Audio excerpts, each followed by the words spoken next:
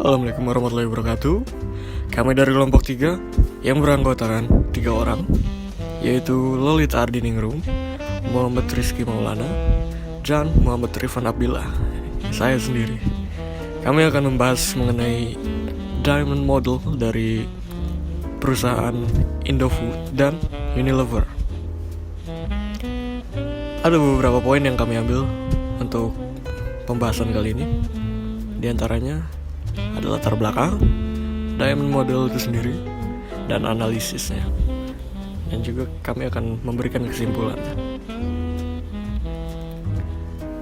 Yang pertama, latar belakang perusahaan Indofood. PT Indofood Sukses Makmur adalah sebuah perusahaan yang memproduksi berbagai jenis makanan dan minuman. Awalnya perusahaan yang berdiri pada 1990 ini bernama PT Panganjaya Intikusuma. Kemudian diubah menjadi Indofood Sukses Makmur pada 1994. Kemudian di tahun selanjutnya perusahaan ini mengakuisisi pabrik penggilingan gandum Bogasari. Indofood terus melakukan perluasan usaha dengan mengakuisisi 80% saham perusahaan yang bergerak di bidang perkebunan, agribisnis, dan distribusi. Di tahun 2005, perusahaan ini membentuk perusahaan patungan dengan Nestle, mengakuisisi perusahaan perkebunan di Kalimantan Barat, dan mengakuisisi PT Supermi Indonesia dan PT Sarimi Asli Jaya. Indofood mempunyai visi menjadi solusi makanan seluruh perusahaan. Agar tetap sukses, perusahaan ini memegang nilai disiplin. Perusahaan menjalankan bisnis dengan integritas, memperlakukan stakeholder dengan hormat, dan bersatu untuk berjuang menjadi unggul dan dengan inovasi yang berkelanjutan. Produk Indofood terkenal dan sangat digemari oleh seluruh masyarakat Indonesia dan dunia. Salah satu produk unggulannya adalah mie instan yang bernama Indomie. Pada Mei 2013, perusahaan itu menambah 2 pabrik pengelolaan kelapa sawit baru. Kapasitas pabrik ini adalah 125 ton per jam. Kedua pabrik itu akan dibangun di Sumatera Selatan dan Kalimantan Timur. PT Indofood merupakan perusahaan yang berbasis di Indonesia yang utamanya bergerak dalam industri pengolahan makanan. Perusahaan ini mengklasifikasi bisnisnya menjadi 5 segmen, yaitu produk konsumen bermerek, Bogasari, agrobisnis, distribusi, serta budidaya dan pengolahan sayuran. Perusahaan ini menjalankan bisnis produk konsumen bermereknya melalui anak perusahaannya, yaitu Indofood CBP Sukamakmur atau ICBP. Produk-produk ICBP mencakup produk susu, makanan ringan, biskuit, bumbu penyedap makanan, minuman, serta makanan khusus dan bernutrisi. Bisnis Bogasarinya terdiri dari produksi tepung, gandum, dan pasta. Beberapa merek utamanya Bogasarinya adalah Cakra Kembar dan Segitiga Biru. Segmen agrobisnisnya mencakup budidaya minyak kelapa sawit dan penggilingan serta produksi minyak goreng, margarin, dan mentega bermerek. Bisnis budidaya dan pengolahan sayuran perusahaan dijalankan oleh anak perusahaannya yang berbasis di Tiongkok, China Minzhong Food Corporation. Berikutnya mengenai latar belakang PT Unilever. Unilever adalah perusahaan multinasional yang berkantor pusat di Rotterdam, Belanda dengan nama Unilever NV, dan London di Inggris dengan nama Unilever PLC. Unilever memproduksi makanan, minuman, pembersih, dan juga perawatan tubuh. Unilever adalah produsen barang rumah tangga terbesar ketiga di dunia jika didasarkan pada besarnya pendapatan pada tahun 2012 di belakang P&G dan Nestle. Unilever juga merupakan produsen olesan makanan seperti margarin terbesar di dunia. Perusahaan ini merupakan perusahaan paling tua di dunia yang masih beroperasi dan saat ini menjual produknya ke lebih dari 190 negara. Unilever didirikan pada tahun 1930 sebagai hasil penggabungan dari produsen margarin asal Belanda, Margarin Uni, dan produsen sabun asal Inggris, Lever Brothers. Selama paruh kedua dari abad ke-20, Unilever secara signifikan berdiversifikasi ke berbagai bidang bisnis dan juga berekspansi ke berbagai negara. Unilever juga membuat beberapa upaya akuisisi termasuk Lipton pada tahun 1971, Brooke-Bond pada 1984, Chesebrough Pond's pada 1987, Best Foods, dan Ben & Jerry pada tahun 2000, serta Alberto Culver pada 2010. Pada dekade 2010-an, di bawah kepemimpinan Paul Polman, Unilever secara perlahan menggeser fokus pada bisnisnya ke bisnis kesehatan dan kecantikan. Dari yang sebelumnya ke bisnis makanan yang menunjukkan tren perlambatan pertumbuhan. Baiklah, selanjutnya saya akan menjelaskan tentang Diamond Model dari Michael Porter. Teori Michael Porter tentang daya saing nasional berangkat dari keyakinannya bahwa teori ekonomi klasik yang menjelaskan tentang keunggulan komparatif tidak mencukupi atau bahkan tidak tepat.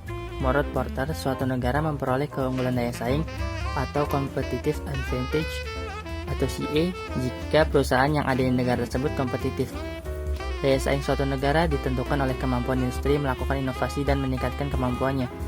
Perusahaan memperoleh competitive advantage karena tekanan dan tantangan. Perusahaan menerima manfaat dari adanya persaingan di pasar domestik, supplier domestik yang agresif, serta pasar lokal yang memiliki permintaan tinggi. Perbedaan dari nilai-nilai nasional budaya, struktur ekonomi, institusi, dan sejarah semuanya memberi kontribusi pada keberhasilan dalam persaingan.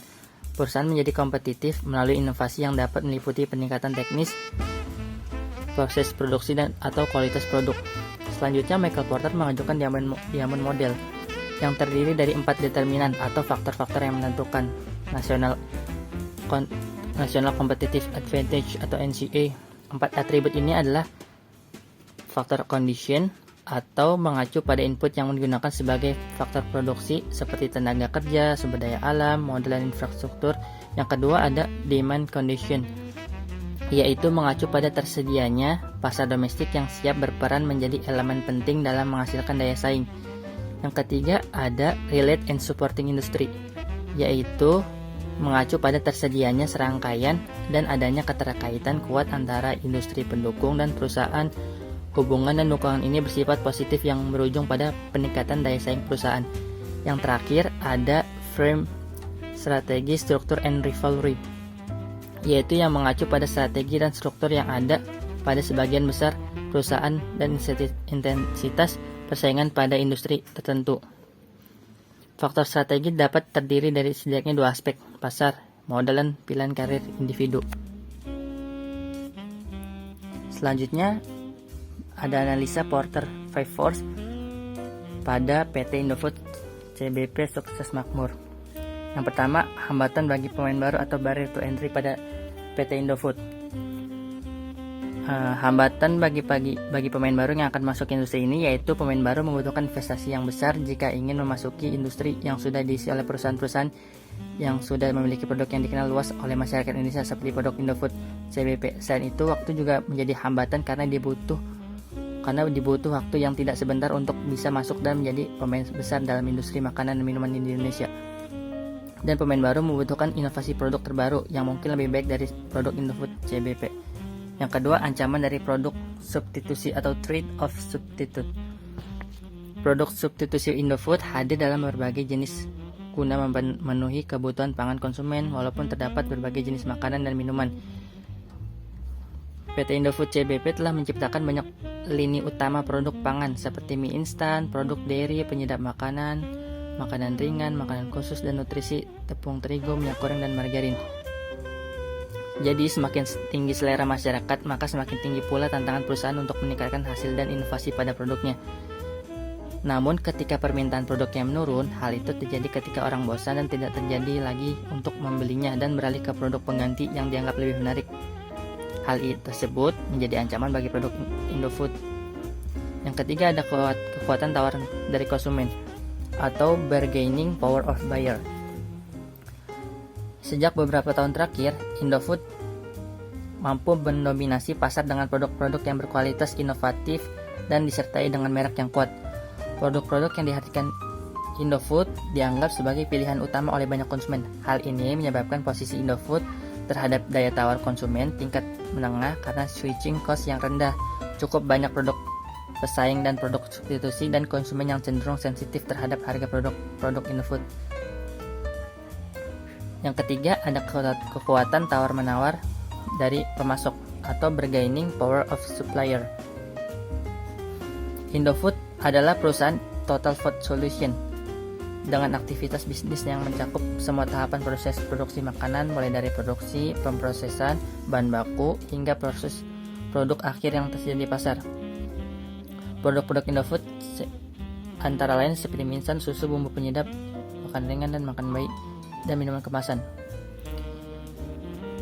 Yang terakhir ada tingkat persaingan di antara pemain yang ada atau rivalry among existing competitor. Persaingan Indofood CBP dengan kompetitor lainnya termasuk dalam perfect competition, di mana persaingan lain dipaksa untuk menjadi pengikut termasuk dalam menentukan harga produk. Untuk pesaing sendiri, Indofood memiliki pesaing di negara-negara internasional seperti Jepang, Cina, Thailand, dan lain-lain. Analisa Porter 5 Force dari PT Unilever yang pertama yaitu ancaman dari peserta bisnis baru, di mana Procter & Gamble adalah pendatang baru di industri consumer goods. Manajemen strategi perusahaannya yaitu dalam menghadapi para pendatang baru, Unilever terus memperbarui dan memperkenalkan produk-produk baru dengan tetap mempertahankan kemasan, bahan baku, dan kualitas yang baik. Selalu mengikuti perkembangan tren di masyarakat dan memenuhi kebutuhan mereka. Yang kedua, terdapat kekuatan tawar-menawar supplier, di mana Unilever mengajak kelompok tani kedelai hitam di daerah pedasan Jawa untuk menjadi pemasok kecap Bango. Kemudian pembudidayaan dan pengolahan ikan air tawar untuk dijadikan bahan baku penyedap rasa Royco. Manajemen strategi perusahaannya yaitu melalui program manajemen kualitas pemasok, Unilever mendorong para pemasok untuk menerapkan standar tertinggi dalam berbisnis, yang mencakup seluruh pemasok Unilever termasuk pemasok kemasan, bahan baku, hingga bahan parfum. Maksud program ini tidak hanya dapat peningkatan hubungan bisnis, tetapi juga mencapai tingkat pertumbuhan yang lebih baik. Yang ketiga yaitu kekuatan tawar-menawar pembeli, di mana pangsa pasar produk Unilever telah mencakup hampir seluruh lapisan masyarakat, yang muda maupun yang tua, dan produk Unilever sudah dipercayai oleh seluruh masyarakat Indonesia. Produk Unilever yang paling banyak disukai konsumen antara lain mulai dari Sariwangi, Blue Band, Pepsodent, dan lain-lain. Manajemen strategi perusahaannya yaitu secara proaktif mendengarkan kebutuhan konsumen, menanggapi dengan serius setiap persoalan pelanggan, pembeli, dan masyarakat, serta selalu aktif mencari masukan, usulan, dan komentar para stakeholder, terutama dari masyarakat, agar dapat menciptakan kontribusi perusahaan lebih efektif, efisien, dan tepat sasaran. Yang keempat yaitu kekuatan dari ancaman produk pengganti. Produk pengganti terhadap produk Unilever yaitu produk yang masih terbuat dari bahan-bahan alami, seperti sampo nature, perawatan kulit dari buah-buahan, atau bahan alami lainnya yang dibuat sendiri. Manajemen strategi perusahaannya yaitu Unilever harus meyakinkan konsumen bahwa bahan-bahan yang digunakan untuk membuat produk aman untuk dikonsumsi dan tidak membahayakan konsumen, dan selalu memproduksi dan terus meningkatkan dalam aspek pemasaran agar produk Unilever selalu tersedia di segala penjuru daerah. Yang kelima yang terakhir yaitu kekuatan dan ancaman dari para pesaing, di mana pesaing utama Unilever yaitu Kraft Foods memiliki penjualan di kira-kira 140-150 negara yang berbeda di hampir penjuru dunia. Manajemen strategi perusahaannya yaitu Unilever harus mampu memperluas operasinya ke 50 atau lebih negara-negara baru dan memusatkan kampanye iklan pada preferensi konsumen, bisa secara signifikan meningkatkan pangsa pasar dalam ekonomi global. Unilever mempunyai kemampuan untuk mengantisipasi tren dan kebutuhan konsumen, serta kemudian memenuhi kebutuhan mereka. Berdasarkan analisa kedua perusahaan melalui analisa model Porter, pada PT Indofood dan PT Unilever, maka dapat dikatakan kedua perusahaan masih dapat bersaing di pasar internasional. Tapi tentunya tidak begitu mudah, karena para pesaing juga memiliki kelebihan dan kekuatan yang tinggi. Sehingga kedua perusahaan tersebut harus terus berupaya dalam meningkatkan produk-produk mereka untuk dapat bersaing lebih baik lagi ke depannya. Kesimpulannya yaitu, dari beberapa analisis perbandingan yang sudah dibuat, maka dapat disimpulkan kedua perusahaan tersebut, yaitu PT Indofood dan PT Unilever, masih dapat bersaing secara mudah di pasar nasional. Tetapi untuk persaingan internasional, kedua perusahaan tersebut harus memiliki beberapa terobosan untuk mengembangkan produknya agar dapat memiliki kepercayaan yang tinggi ketika memasuki pasar internasional. Karena bisa dilihat dari ancaman keduanya, perusahaan terhadap pesaing masih bisa dikatakan tinggi. Oleh karena itu, dibuatnya analisis model Porter ini agar suatu perusahaan mengerti di mana letak kekuatan dan kelemahannya dalam menghadapi persaingan produk global. Sekian presentasi dari kami tentang analisa Diamond Model Porter dari PT Indofood dan PT Unilever. Terima kasih atas perhatiannya. Wassalamualaikum warahmatullahi wabarakatuh.